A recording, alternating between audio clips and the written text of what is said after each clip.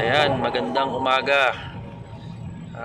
Papunta tayo ngayon sa DU Dirt Course sa Angat dahil ngayon po ang rally event. Sama natin si Boss Kevin. Magandang umaga. So, mga natin kung ano yung mga kaganapan sa Open Shakedown ng Dirt University. Sir Joff, maraming salamat sa pag-iimbita. Sana maging maliwasay yung event natin. Turn right. Turn right. Gas muna.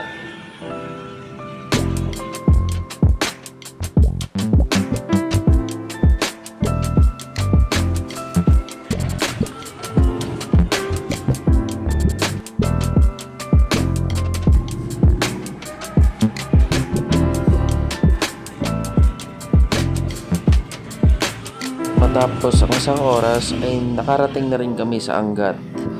So, nag-stop over muna kami rito para kumain ng almusal.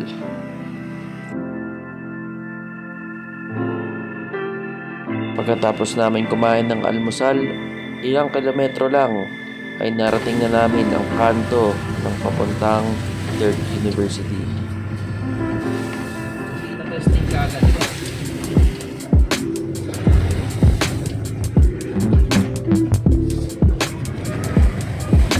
Dito na kami sa Dirt University Angat. Boss Kevin.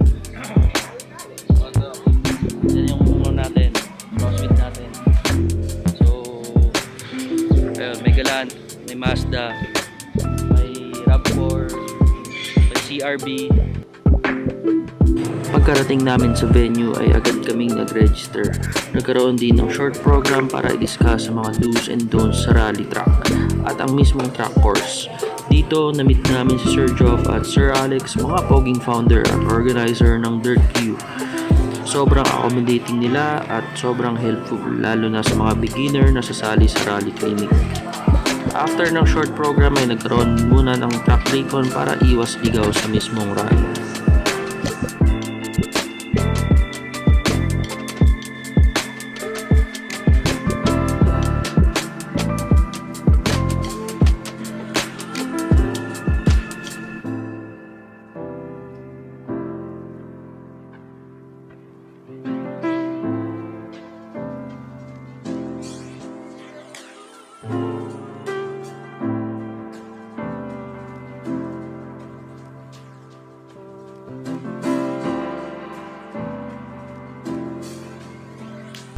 At nung pagkakataon ko nang bumitaw, ala sige, full send na yan.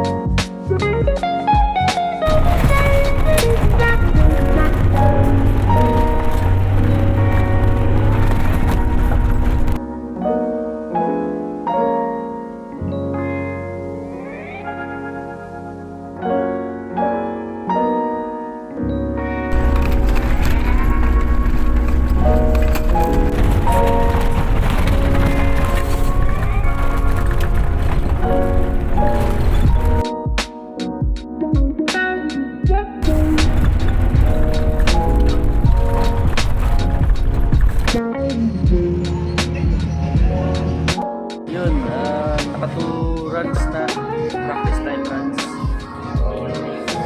Tapos Kevin yung makina na drone operator.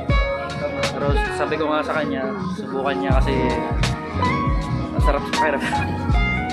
After na 4 consecutive runs ko ay pinatay ko muna ang makina ni Crosswind para makapagpahinga. Siyempre para ma-appreciate na rin ang dumi sa aking rally car. At nung medyo lumamig na, run ulit tayo.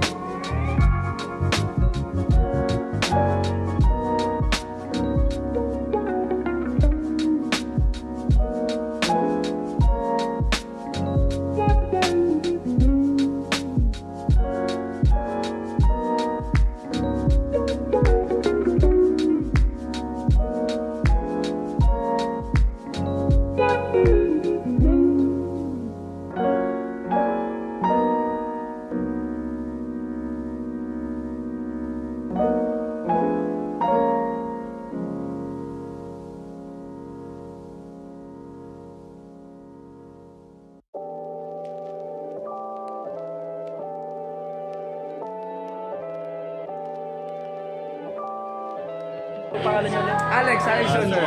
Sir Alex from Dirt Q. Thank you sir sa experience kasi actually sa Dirt 3, Dirt 2.0 lang ako naglalaro pero thank you for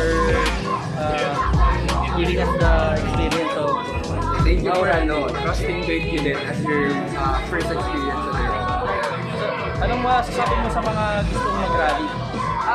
Gusto ko lang, una namin gusto sabihin is how it sounds intimidating pero it's not, diba?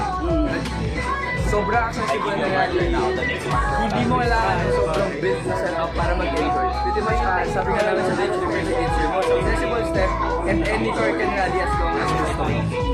Kadalasan sila sabi nila, baka magastos, makasiya ng auto. Pero in all honesty, hindi mo alam kung matulit at hindi mabagal. Experience sa mga rally, ibang-iba kasi ang palingan sa kaso. Lahat ng gusto mag-try, well, wala naman ang yung bigyan sa'yo kundi misconception daily. Kaya I say, go for it. Kung anong events man yung pinaka-accessible sa'yo, go for it. If you want to try with you, every month naman kami meron events for you guys. Ng Yes. Dirt University. So, sir, thank you ulit sa Thank you din sa pagbigay sa amin ng rally. So, of course. So, ano po kung masasabi niyo sa mga gustong mag-rally? Hirap naman ang tanong. Hindi, sa Dirt University, parati kaming nagsasabi na kahit anong auto, pwede mong itakbo. So, ayun yan, si Sir tumakbo ng Crosswind na may nirally prep ka ba doon? Wala, diba? Ang sabi ko sa inyo, basta para ka lang mag-road trip, okay na yun. Check the spare tire, check the tire pressure, dala ka ng snacks, dala ka ng water, mas importante yung driver mods. Dirt University is friendly for all. So, masaya siya sa experienced drivers, pero syempre mas masaya para dun sa mga nagsa-start at saka dun sa mga gustong makilite sa pagrarally. So ayun na nga, kayang-kaya pala ng ating 24-year-old na Isuzu Crosswind makipagsabayan sa mga malulupit na kotse. Kung patibayan nga lang daw, syempre mas lamang ang atin. Kaya naman salamat ulit sa Dirt U sa experience. Kaya tandaan, kapag minahal mo ang sasakyan mo, mamahalin ka rin niya pabalik.